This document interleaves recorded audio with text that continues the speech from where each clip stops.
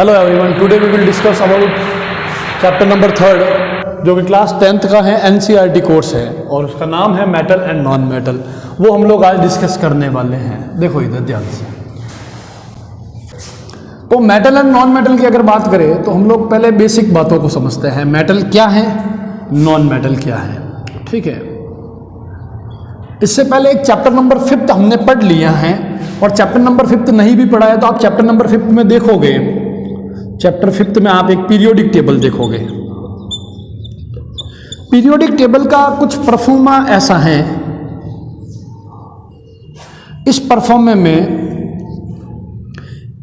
18 groups हैं, 7 periods हैं। यहां पर एक जिगजैग लाइन शो होगी, आपको दिखेगी और उन जिगजैग लाइन के अंदर आपको 7 एलिमेंट्स दिखेंगे। जिगजैग में 7 एलिमेंट्स दिखेंगे, ठीक है। कौन है वो? मेटलॉइड्स, यस, जिसको हम लोग एक और नाम से जानते हैं, that is semi metals. Very good, semi metal, ठीक है। मैं मेटल और नॉन मेटल पे वापस आऊंगा, अभी ध्यान से समझना कहाँ है मेटल और नॉन मेटल। हमारी बुक में कहाँ है वो हमें देखना पड़ेगा, ठीक है। तो ये जो जिगजैग लाइन दिख रही है आपको, इस जिगजैग लाइन के इस तरफ जितने भी आपको दिखेंगे, ये वाले सारे, ये और ये, क्योंकि ये कहां से आए, ये यहां से आए हुए, एक्टिनम और लेंथेनम से आए हुए हैं। तो ये वाला और ये वाला, ये सब जितना भी आपको दिख रहा है, ये सारे आपके क्या है? मेटल्स है, ठीक है। और इस जिगजैग लाइन के उस तरफ जितने भी आपको दिखेंगे, वो सारे क्या है? नॉन मेटल्स है। यहां तक किसी को कोई प्रॉब्लम नहीं है। थोड़ा और आगे चलते हैं। अब आ गई ये बात कि सर बात कुछ ऐसी है कि ये मेटल है, ये नॉन मेटल है, हमने यहां तो देख लिया, लेकिन इनकी कुछ स्पेशल प्रॉपर्टीज जो हम लोग जनरली देख सके। हाँ सर, इनकी प्रॉपर्टीज है और इनकी प्रॉपर्टी अगर हम लोग कैटेगराइज करें तो 2 बेसिस पर करेंगे। क्लासिफिकेशन का 2 बेसिस पर करेंगे, physical properties and chemical properties. इन 2 के बेसिस पर हम लोग इसका क्लासिफिकेशन करेंगे। वो समझते हैं। अब देखो, समझना, थोड़ा ध्यान से सुनना, गौर से चलेंगे आगे हम लोग मेटल और नॉन मेटल के क्लासिफिकेशन पर। ये मेरा नॉन मेटल। हम लोग ज़्यादा नहीं जाएंगे, टू द पॉइंट चलेंगे। एग्जाम से 1 महीने पहले हैं, क्विक रिवीजन करेंगे, सिस्टमैटिक पढ़ेंगे और फास्ट करके रिजल्ट लाएंगे। समझ गए? क्या है अपने पास? फिजिकल प्रॉपर्टीज और एक प्रॉपर्टीज मेरे पास और होगी केमिकल प्रॉपर्टीज। ये आप सब जानते हैं। फिजिकल प्रॉपर्टी क्या है, केमिकल प्रॉपर्टी। फिजिकल प्रॉपर्टी मतलब इसको देखने से, इसको टच करने से, इसको सुनने से, छूने से, ये जो चीजें हैं ये सारी फिजिकल प्रॉपर्टी में आती है। और केमिकल प्रॉपर्टी का मतलब मेटल किसी केमिकल के साथ क्या करता है, कैसी रिएक्शन को शो करता है, वो केमिकल प्रॉपर्टीज है, ठीक है। चलिए अब फिजिकल प्रॉपर्टी की पहले बात करते हैं, मेटल की और नॉन मेटल की। तो फिजिकल प्रॉपर्टी की अगर बात करेंगे मेटल की, तो मेटल की फिजिकल प्रॉपर्टी में सबसे पहले आता है इसकी स्टेट। तो जनरली कैसा होता है? ये सॉलिड होता है। जनरली कैसा होता है? ये हार्ड होता है। लेकिन इसका एक एक्सेप्शन है हमारे पास, जो हार्ड नहीं होता है। सॉलिड तो होता है लेकिन हार्ड नहीं होता है। वो कौन है? नेट्रियम। नेट्रियम चकरा गए? नहीं, सोडियम। नेट्रियम को ही सोडियम कहते हैं, ये वहां से वर्ड आया, लैटिन वाला, ठीक है। एक और है कैलियम, जिसको हम जानते हैं किस नाम से? पोटेशियम। Very good. चले आगे चलते हैं। ये इसकी फर्स्ट प्रॉपर्टी। सेकंड प्रॉपर्टी इसकी क्या हो जाएगी? डेंसिटी। तो इसकी डेंसिटी नॉन मेटल के कंपैरिजन में ज्यादा होती है। नंबर 3 पर कौन आएगा? कंप्रेसिबिलिटी। ये मेटल नॉन मेटल के कंपैरिजन में कंप्रेसिबल ज्यादा होते हैं। हाँ, जो आप सोच रहे हो वहां आऊंगा मैं। हाँ, आप सोच रहे हैं वो डक्टिलिटी, सोनोरिटी, मेलेबिलिटी, वहां आएंगे, लेकिन उससे पहले कुछ छोटी बातों की बात करते हैं। अगला है आपका इलेक्ट्रिक कंडक्टेंस। इलेक्ट्रिक कंडक्टेंस की अगर बात करें तो इलेक्ट्रिक कंडक्टेंस, मेटल के अंदर इलेक्ट्रिसिटी फ्लो होती है, मेटल के अंदर इलेक्ट्रिसिटी फ्लो होती है। उसके बाद में हीट कंडक्टेंस। तो हाँ, metal good conductor of heat भी है, metal good conductor of electricity भी है। कोई प्रॉब्लम नहीं। अब आते हैं यहाँ पर, जिसका तुम्हें था इंतजार वो घड़ी आ गई है। ठीक है, चलो हटा दो इसको। चलिए, आपने उतार दिया होगा, नहीं उतारा है तो बढ़िया पोज करो, पोज करके उतार दो। जो प्रॉपर्टी है वो कौन सी है? डक्टिलिटी। तो मेटल डक्टिलिटी प्रॉपर्टी शो करता है। आप लोगों ने एक चीज़ नोटिस करी है कभी कि आप लोगों ने एक डक्टिलिटी वर्ड देखा है, कई बार आपने एक वर्ड और देखा होगा, डक्टाइल। क्या दोनों एक है? नहीं, ये दोनों एक नहीं है। Ductility is a property. Ductility क्या है? एक ये टी वाई दिख रहा है, मतलब ये प्रॉपर्टी है। और डक्टाइल एक सब्सटेंस है। क्या है? तो आपसे पूछे कि व्हाट इज डक्टाइल, तो आपको कहना है कि ductile is a substance which is drawn into wires. Ductile एक सब्सटेंस है जो वायर में हम लोग चेंज कर सकते हैं। और डक्टिलिटी क्या है? डक्टिलिटी एक प्रॉपर्टी है जिसके थ्रू मेटल जो है वो वायर में चेंज होते हैं, वो एक प्रॉपर्टी है। समझ गए बात को? ये ध्यान रखना, इन दोनों में ये फर्क है।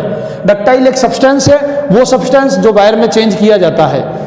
ऐसी प्रॉपर्टी जिसमें मेटल को वायर से चेंज किया जाता है वो डक्टिलिटी है। यहां मत दे, गिर जाएगा।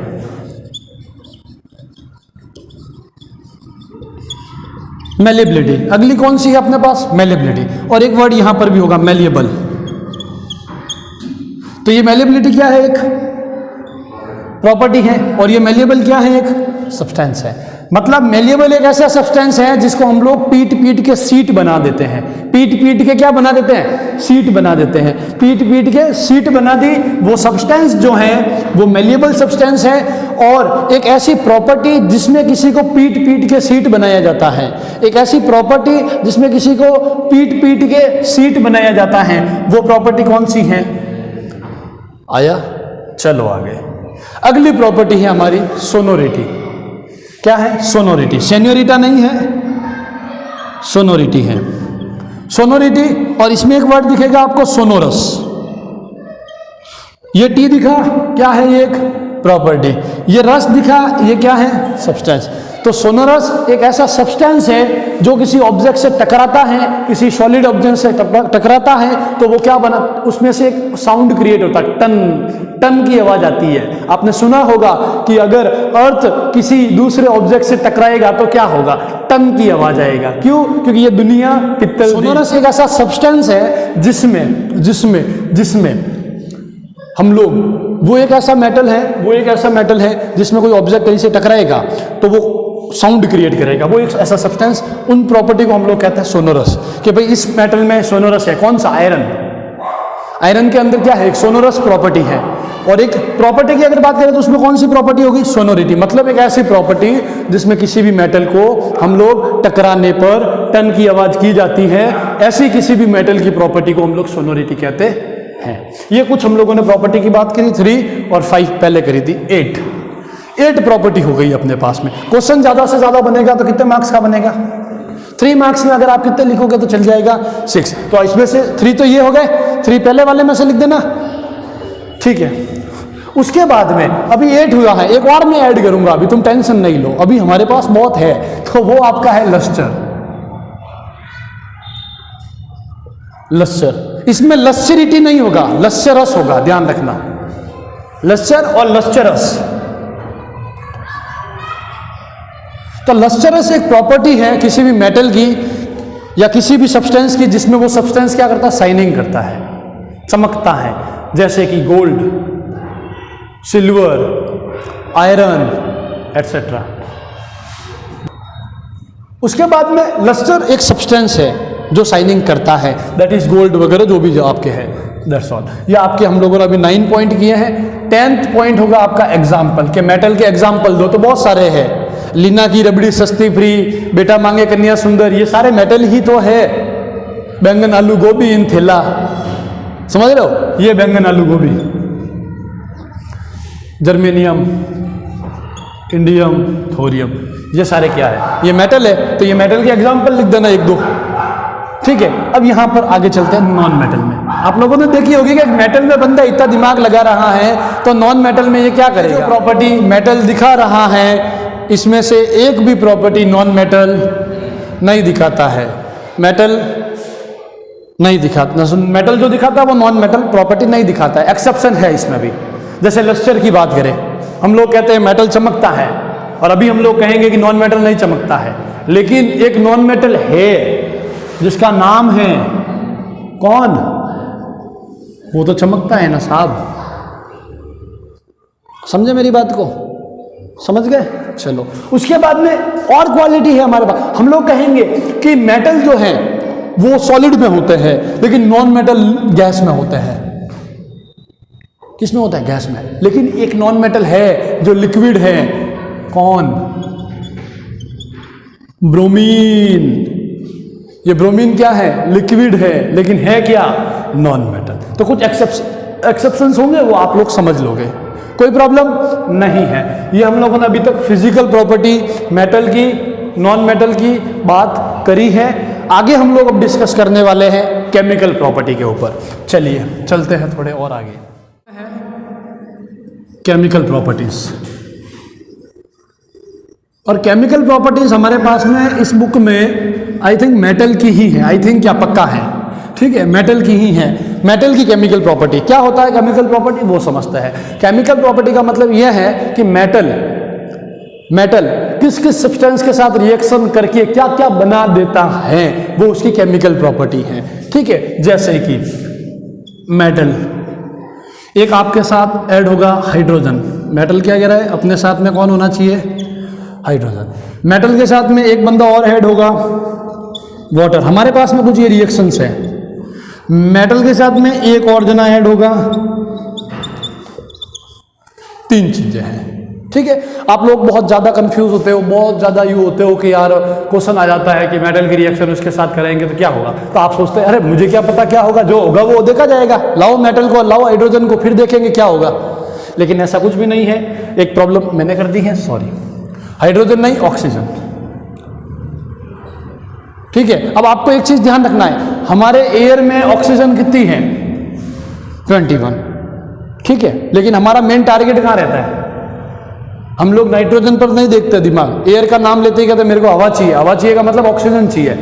तो यहां पर ऑक्सीजन की जगह कई बार लिखा हुआ होता है एयर। तो ये अंडरस्टूड है कि वो बात किसकी कर रहा है? ऑक्सीजन की कर रहा है, ठीक है।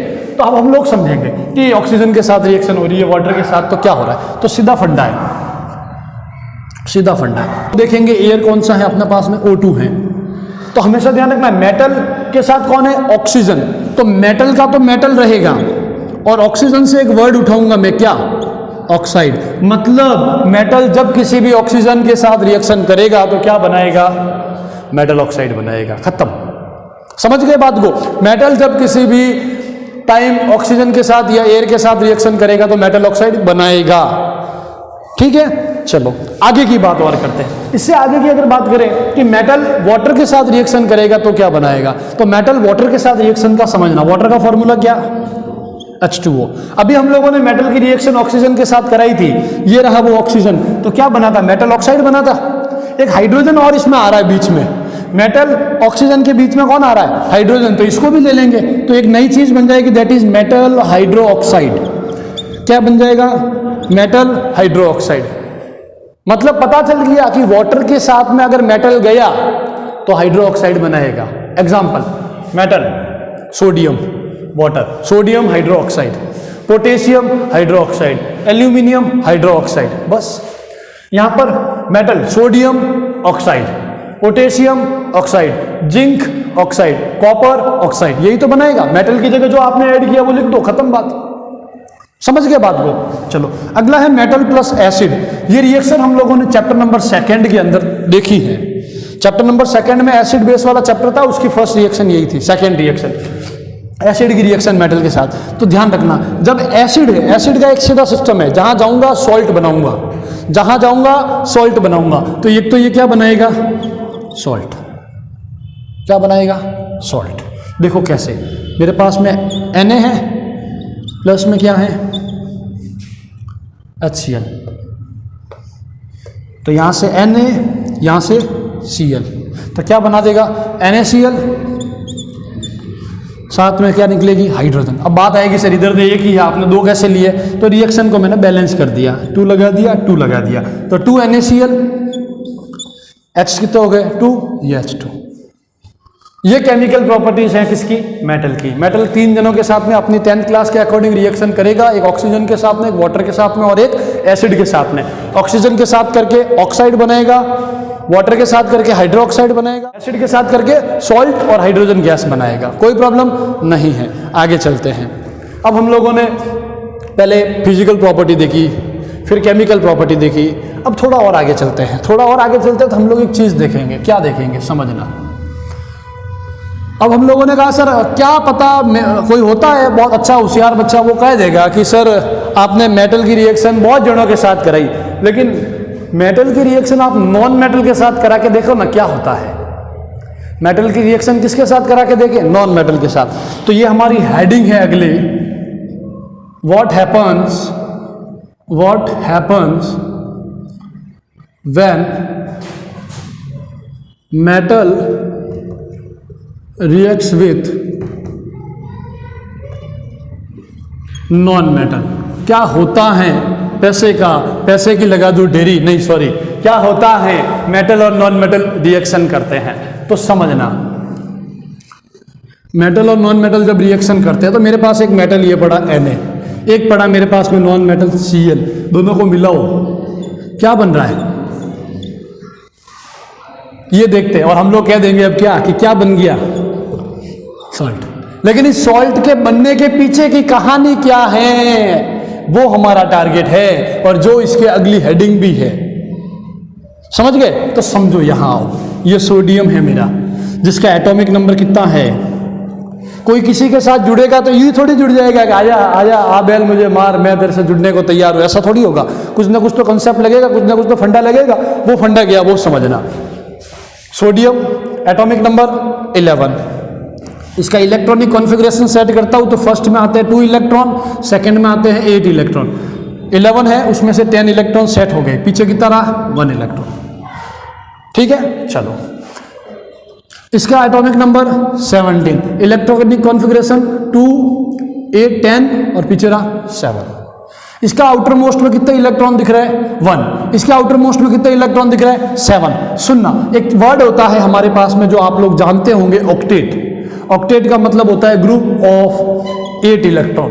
किसी भी एलिमेंट से, किसी भी एटम से मॉलिक्यूल कंपाउंड बनाना होता है तब हम लोगों को ऑक्टेट कंप्लीट करना पड़ता है। ऑक्टेट का मतलब उसमें 8 इलेक्ट्रॉन की टेंडेंसी पूरी होनी चाहिए, 8 इलेक्ट्रॉन की टेंडेंसी पूरी होनी चाहिए, 2 जनों को छोड़ करके। वो 2 कौन है, हाइड्रोजन और हीलियम। क्योंकि इनके पास में टोटल इलेक्ट्रॉन ही एक ही होता है या 2 होते हैं, तो ये 8 की टेंडेंसी की उम्मीद ही कैसे कर सकते हैं, नहीं कर सकते। इन 2 को छोड़ करके सबको ऑक्टेट पूरा करना पड़ता है और बॉन्डिंग बनानी पड़ती है, कोई भी देख लो आप। ठीक है, तो अब हम लोग यहाँ की बॉन्डिंग देखते हैं। समझना, ये मेरे पास में Na, सारे इलेक्ट्रॉन है, एक आउटर मोस्ट का इलेक्ट्रॉन इसका ये रहा। इधर मेरे पास में कौन है, Cl के आउटर मोस्ट में कितने इलेक्ट्रॉन, 1, 2, 3, 4, 5, 6, 7। आगे 7 इलेक्ट्रॉन। ऑक्टेट पूरा करना है। ऑक्टेट पूरा करने का मतलब होता है, ऑक्टेट का मतलब क्या है, ऑक्टेट का मतलब होता है outermost shell. Outermost shell में कितने इलेक्ट्रॉन हो जाए, 8। मतलब जो सबसे बाहर वाला ये नंबर दिख रहा है, ये ऐसा ना होकर के 8 दिखना चाहिए, ऐसा ना होकर के 8 दिखना चाहिए। तो 2 तरीके हैं, या तो इसको हटाओगे, मतलब 1 इलेक्ट्रॉन को किसी को दोगे, और या फिर यहां पर कितने इलेक्ट्रॉन लाओगे, 7 इलेक्ट्रॉन लाओगे। 2 तरीके हैं इसके पास। इसके पास में 2 ही तरीके हैं, या तो ये 7 इलेक्ट्रॉन किसी को देगा या फिर 1 इलेक्ट्रॉन कहीं से लाएगा। तो यहां पर इजी कौन सा है, 1 देना या 7 लाना, 1 देना। तो ये इलेक्ट्रॉन देगा। ठीक है, अब कभी भी ध्यान रखना, कोई भी इलेक्ट्रॉन किसी को डोनेट करता है, इलेक्ट्रॉन को डोनेट करता है तो उसके ऊपर एक चार्ज आ जाता है और वो चार्ज होता है पॉजिटिव चार्ज। इसी तरीके से अब ये इलेक्ट्रॉन लेगा, और कोई भी इलेक्ट्रॉन अगर लेता है, इलेक्ट्रॉन को एक्सेप्ट करता है, तो एक चार्ज आएगा, दैट इज नेगेटिव चार्ज। कोई प्रॉब्लम नहीं। ये इलेक्ट्रॉन, ये वाला इलेक्ट्रॉन इसने कहा मेरे को दे दे, ये इलेक्ट्रॉन मुझे दे दे ठाकुर, ले जा, ले गया इलेक्ट्रॉन, ले गया तो यहां से इलेक्ट्रॉन हट गया मतलब ये 1 यहां से गायब हो गया। देखो बाहर वाले में कितना दिख रहा है, अब मतलब सेटिस्फेक्शन हो गया इसका काम। ये इलेक्ट्रॉन इसको देगा तो ये बंदा क्या हो गया, सेटिस्फाई हो गया। सेटिस्फाई हो गया मतलब क्या बना दिया, Na+। इलेक्ट्रॉन दिया इसलिए क्या आ जाएगा, प्लस आ जाएगा। इसने इलेक्ट्रॉन एक लिया है तो इसकी स्ट्रक्चर कुछ ऐसी होगी 1 2 3 4 5 6 7 और 8 यही होगी। और इसके ऊपर चार्ज क्या आ जाएगा, माइनस। यहां लगा दो, बाहर लगा दो, कहीं भी लगा दो, माइनस। यहां तक कोई प्रॉब्लम नहीं। अब क्या होगा, अब चार्ज बना +1, चार्ज बना -1। और हमें पता है, हमने 9th में पढ़ा, 8th में पढ़ा कि ऑपोजिट चार्ज जो है वो अट्रैक्ट करते हैं एक दूसरे को। तो पॉजिटिव अट्रैक्ट करेगा नेगेटिव को, नेगेटिव करेगा पॉजिटिव को, दोनों जुड़ जाएंगे, जुड़ करके एक बॉन्डिंग बना देंगे और एक फॉर्मूला बना देंगे, दैट इज ये देखो। ऐसे नहीं बना है डायरेक्ट, ये इतनी बड़ी कहानी है, ये सारा कंसेप्ट है, समझ में आया। ये NaCl इन्होंने बना दिया। अब ये बॉन्डिंग हुई है, ये बॉन्डिंग कैसे हुई है, आयंस के थ्रू हुई है। किसके थ्रू हुई है, ions, positive ion, negative ion के थ्रू हुई है। तो हम लोग ये नहीं कह सकते कि एक सॉल्ट बनाया है, हम लोग ये कहेंगे कि कंपाउंड बनाया है। और वो कंपाउंड कौन सा है, आयनिक कंपाउंड है। कौन सा कंपाउंड है, आयनिक कंपाउंड है। समझ गए। तो हमारा क्वेश्चन का आंसर अब आया है, what happens when metal and non-metal reacts? When metal and non-metal reacts, that informs ionic compound. समझ गए। एक छोटा सा एग्जांपल, बेसिक एग्जांपल एक और ले लेता हूं, चलो देखो।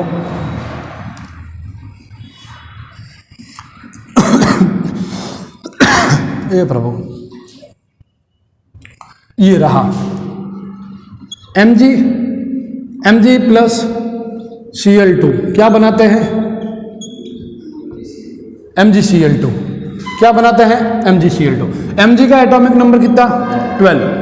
पहले में कितने, 2, सेकंड में 8, थर्ड में 2। कितने इलेक्ट्रॉन हुए बाहर, एक Cl है, Cl कितने, 2 है। चलो ये लो, ठीक है। एक 1 Cl के पास में 2 8 1, आउटर मोस्ट में कितने हो जाएंगे, 1 2 3 4 5 6 7। इधर वाले के पास भी 1 2 3 4 5 6 7। अब बात आती है कि 2 क्यों लिए, चलो मैं 1 लेता हूं। कितने इलेक्ट्रॉन है, 2 तरीके हैं, या तो 2 इलेक्ट्रॉन दो या 6 इलेक्ट्रॉन लाओ, तभी बाहर वाली लाइन में 8 दिखेंगे। इधर भी 2 तरीके हैं, या तो 1 इलेक्ट्रॉन दो या 1 इलेक्ट्रॉन लाओ। तो यहां पर ये इलेक्ट्रॉन डोनेट करेगा, 2 इलेक्ट्रॉन डोनेट करने, 2 इलेक्ट्रॉन डोनेट करने हैं। तो 2 इलेक्ट्रॉन लेने वाला भी तो होना चाहिए सामने। अब हमारे पास में क्लोरीन है, मेटल है, ये नॉन मेटल है, क्लोरीन है, इसको चाहिए 1 इलेक्ट्रॉन। तो इसने कहा भाई मैं तो 1 इलेक्ट्रॉन लूंगी, ज्यादा अपने को मेरे को कोई धंधा नहीं करना है, इलेक्ट्रॉनों का कोई दुकान नहीं खोलनी है, 1 इलेक्ट्रॉन लूंगा। तो कहा कोई प्रॉब्लम नहीं, तेरा कोई चचेरा भाई है उसको बुला दे, कि हाँ मेरा एक रियल भाई है और उसका भी नाम क्लोरीन है, तो बुला दो। उसको बुला दिया। तो उसको कितने इलेक्ट्रॉन की जरूरत है, उसको भी 1 की जरूरत है, 1 इलेक्ट्रॉन इसको दे दिया। समझ गया कंसेप्ट को। फिर क्या होगा, Mg ने 2 इलेक्ट्रॉन दिए हैं, और इलेक्ट्रॉन देते हैं तो प्लस होता है, और 2 दिए इसलिए +2 हो गया। Cl कितने हैं अपने पास में, 2 हैं, 1 2 3 4 5 6 7 8, और टोटल है कितने, 2 इलेक्ट्रॉन है।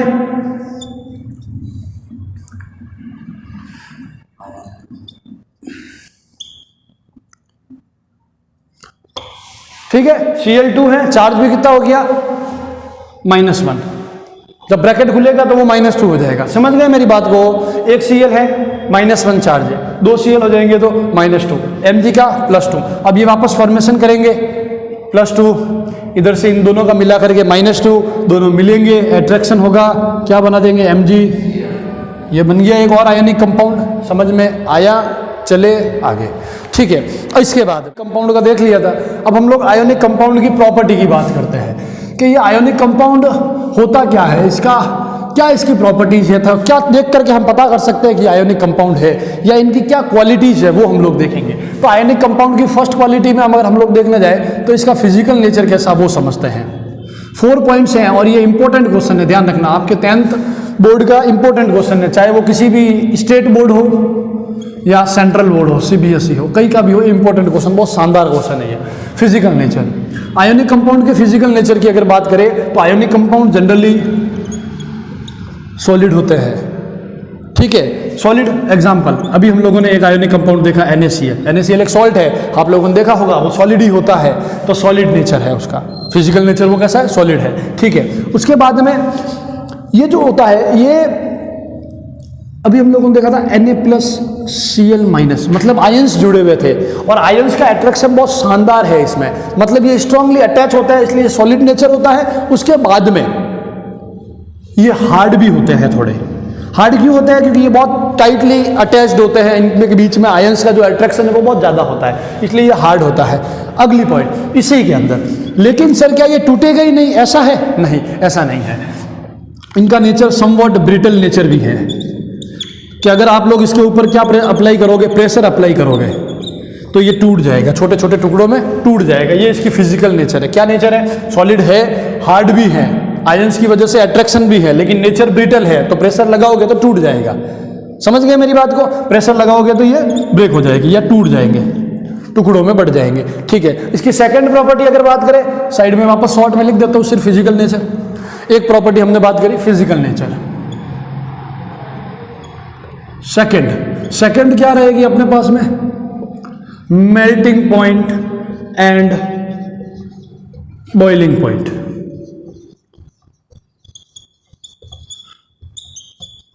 Melting point and boiling point. Melting point और बॉइलिंग पॉइंट की बात करें तो मेल्टिंग पॉइंट क्या होता है? जिसमें सॉलिड स्टेट किसमें चेंज होती है? लिक्विड में। और बॉइलिंग पॉइंट क्या होता है? जिसमें लिक्विड में गैस बनाता है। तो अब आपको पता है सॉल्ट कभी आपने पिघलता हुआ देखा है? नहीं पिघला, बहुत ज़्यादा टेम्परेचर की जरूरत पड़ती है। तो हम लोग ये कहेंगे कि इसका मेल्टिंग पॉइंट जो है वो हाई है। इसका मेल्टिंग पॉइंट कैसा है? हाई है। मेल्टिंग पॉइंट हाई है, सॉलिड से लिक्विड बनने में ही टेम्परेचर लग रहा है, तो आप सोचो लिक्विड में गैस जाएगा तो कितना टेम्परेचर लगेगा। मतलब बॉइलिंग पॉइंट भी इसका क्या है? हाई है। तो हम लोग ये कहेंगे it has high melting point and high boiling point. ये इसकी सेकंड प्रॉपर्टी है। आयनिक कंपाउंड की first property physical nature, solid है, हार्ड भी है, ब्रिटल नेचर है, इसलिए टूट जाता है प्रेशर लगाने पर। सेकंड मेल्टिंग पॉइंट और बॉइलिंग पॉइंट। मेल्टिंग पॉइंट भी ज़्यादा है, बॉइलिंग पॉइंट भी ज़्यादा है। थर्ड पॉइंट है आपका, थर्ड पॉइंट जो हम लोग अभी पढ़ेंगे वो है सॉल्युबिलिटी। थर्ड पॉइंट क्या है आपकी? सॉल्युबिलिटी। लिख देता हूं मैं यहां पर MP and BP। Third point क्या है आपका? सॉल्युबिलिटी। सॉल्युबिलिटी का मतलब क्या? ये किसी के अंदर सॉल्यूबल होता है या नहीं होता, ये वाली बात है। तो हाँ, ये सॉल्यूबल होता है, किसी भी रेशियो में हो जाता है जनरली, या हम लोग ये कह सकते हैं कि हाँ ये सिर्फ सॉल्यूबल है। सॉल्यूबल किसमें है? वाटर के अंदर। Soluble in water. लेकिन किसी सॉल्वेंट के अंदर ये सॉल्यूबल नहीं है।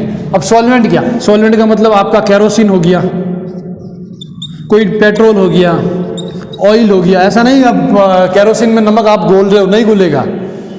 कोई भी सॉल्ट आप या कोई आयनिक कंपाउंड सिर्फ वाटर में सॉल्यूबल है, वाटर में ये ब्रेकडाउन हो सकता है। इसका भी एक रीजन है पोलर नेचर वाला, कि वाटर्स भी अपने आयन H+ OH- वाले सिस्टम में देता है, तो ये भी नेचर ऐसा है Na+ Cl- Mg+2 Cl-2, तो वो वाला सिस्टम होता है, इसलिए इसका ये नेचर होता है। तो ये वाटर में सॉल्यूबल है, लेकिन किसी भी सॉल्वेंट में सॉल्यूबल नहीं है। थर्ड पॉइंट हमने क्या समझा? सॉल्युबिलिटी में क्या समझा? कि yes it is soluble in water but not soluble in solvent, just like kerosene, petrol and etcetera. ठीक है, तो थर्ड पॉइंट हमने अभी डिस्कस किया, सॉल्युबिलिटी। लास्ट वन और फोर्थ पॉइंट है इलेक्ट्रिक कंडक्टेंस। मतलब क्या आयनिक कंपाउंड जो है वो इलेक्ट्रिसिटी को फ्लो करते हैं? तो हाँ, इसका जवाब करते भी है, नहीं भी करते हैं। कैसे? समझो कैसे। अगर आयनिक कंपाउंड जो है, अगर मैं इसको डिसॉल्व करता हूं, क्या करता हूं? किसी सॉल्यूशन में डिसॉल्व करता हूं, या इसको गर्म करके फुल मेल्ट करता हूं, मोल्टन स्टेट में लाता हूं, तब तो ये इलेक्ट्रिक कंडक्टेंस होगा, इलेक्ट्रिसिटी को फ्लो करेगा। लेकिन ऐसे ही पड़ा हुआ सॉल्ट है नॉर्मल, या आयनिक कंपाउंड आप बोल सकते हो, नॉर्मल ऐसा आयनिक कंपाउंड पड़ा है और कहोगे इसमें से करंट पास करना है, तो करंट पास नहीं होगी। तो इससे हम लोग फोर्थ पॉइंट से क्या समझे? कि yes it is electric conductance in molten state और in solution form, but not good conductor of electricity, या does not have a good conductance in ionic compound form, या in solid form, in hard form.